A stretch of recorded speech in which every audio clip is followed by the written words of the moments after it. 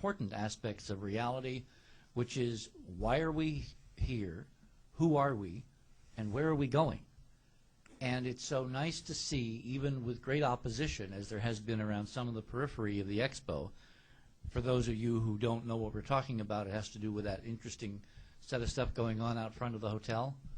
I mean, talk about the dichotomy brought down to reality of the light and the dark. And what you don't know is the lies that those folks outside have been led to believe, because most of those people are well-meaning people who are on the wrong side, not because they want to be, but because they have been misled. Mm-hmm. They think they're fighting for the light because the people who are leading them have darker designs, and it's going to be interesting to see how many of those people actually come in here and listen and partake of what's going on and realize that maybe they got it a little bit wrong. That was kind of like a footnote. What I was going to make is... Thanks, Richard. Yeah, but that's really important, what Richard's saying. I don't mean it, but it's really important. Take to heart what Richard's saying, because he's really complimenting the magnificence of you people, because we know the in or out in dynamics of what's occurring, and that's a great compliment to you from Richard. Thank you, Daniel.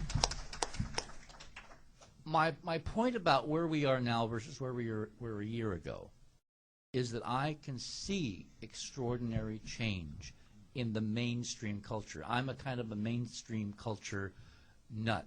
I watch television a lot. Drives Robin nuts. I watched Friends. I liked Friends. So I guess I know where I'm going. It's not funny. It's something funny.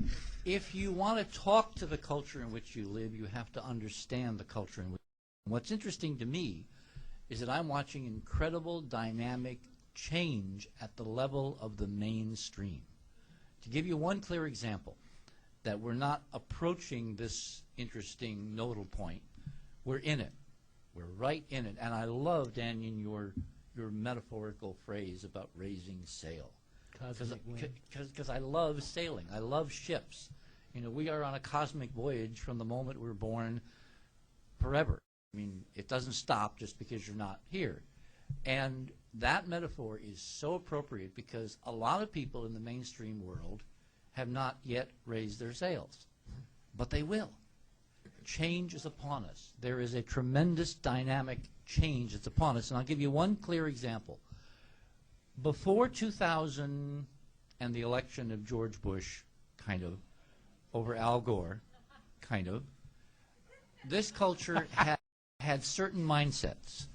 And those mindsets particularly were triggered by the events of 9/11, which then allowed the stampede, the cascade, where almost every person in the House and Senate gave George Bush carte blanche to do whatever he wanted and the folks around him wanted to do.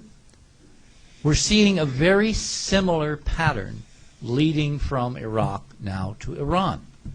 But there's one stunning difference. Everybody's asking questions. Nightly, Chris Matthews, a mainstream icon that I kind of really like, is running on that program comparison, side-by-side video of George Bush utterances prior to Iraq and now George Bush utterances prior to Iran. And he's making the point we're being led down a path. Somebody is beating the drum beats. They're using the same fear tactics, the same spinning of evidence, etc. But let's not follow this goat over that cliff this time. And this isn't those of us on this panel speaking. This is a mainstream guy. You watch Keith Olbermann, who has the most interesting newscast on television. I mean, he is by far light years ahead of the Cronkite crowd that I used to hang out with, because the idiom of Countdown is the idiom of 21st century media. It's a mixture of incredibly stupid entertainment and incredibly insightful analysis. And the fact that he has as his role model, you know, the guy who every night would say 30, 40, 50 years ago, good night and good luck, is really interesting because he is doing extraordinary editorials. And I think it was Olbermann's editorials before the election of November 7th, 2006 that precipitated this cultural shift where more people realized that if out to the polls and they didn't vote, nothing would change. And startlingly, they did get out, they did vote in such numbers that the attempts at rigging the polls simply do not work, because they cannot work if the disparity is too great. They only work when you're at a 50-50. Then a few percentage points and you can steal the election. You can steal the culture. You can steal the consciousness. Well, it didn't work in 2006 in November. And what did we get? We got a sea state change. There are Republicans now jumping off the ship of state in droves.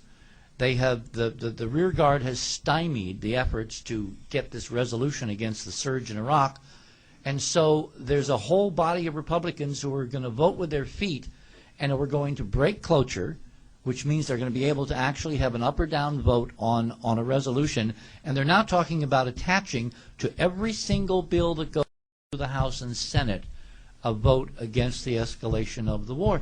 That was unthinkable even a year ago. Unthinkable. And when you see the mainstream changing, I mean, I come to these things and I talk to these people, you people, us people, and it's like speaking to the choir. It's wonderful. It's a love fest. You know, you get a lot of positive reinforcement, but it's not going to change the mainstream. And unless we change the mainstream, nothing really will change. Now, I agree with Sean. The change begins at home. But I like to reach for the stars, I mean, metaphorically and physically. And I want to change the culture in which I live because, frankly, I want a better culture. I would like to be able to be here past 2012. Okay? I want to see what happens when we go through the hourglass.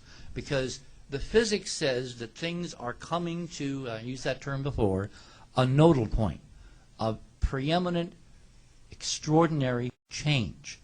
And the reason there's so much ferment in the world right now, in my model, is because the unseen guys behind the scene are desperately trying to craft the public consciousness which will define the future we live in after we go through this nodal point of change. And they're trying to define it as a future of fear. Well, I got news.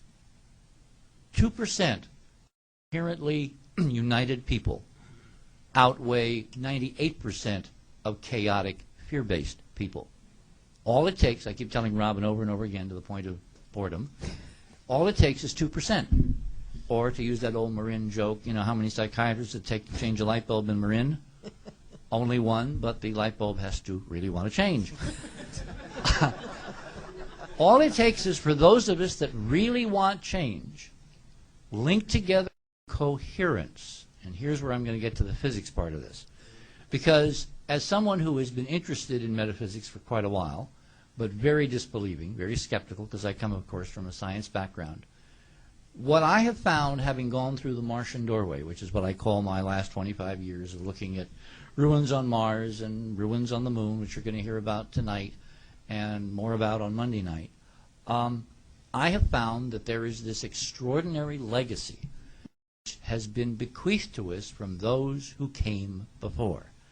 Now, I tend to agree with Sean that those who came before are probably us.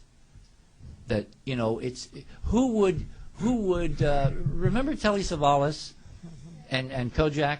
Who loves you, baby? Well, who loves you best but yourself?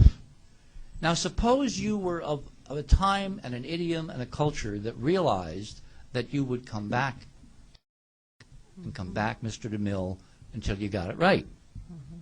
And you realized that there was this physics pacing events in the solar system, and that at some point there'd be this real interesting shift possible in one of two directions, predicated by the background matrix in which we're all immersed called reality, 3D reality, and that this was part of a cyclic thing which has as one of the key cycles this 26,000-year precession because of the alignment between the Earth and the Sun and the center of the galaxy, which is 26,000 light years, by the way, beyond the Sun, Daniel, just so you get that right, okay?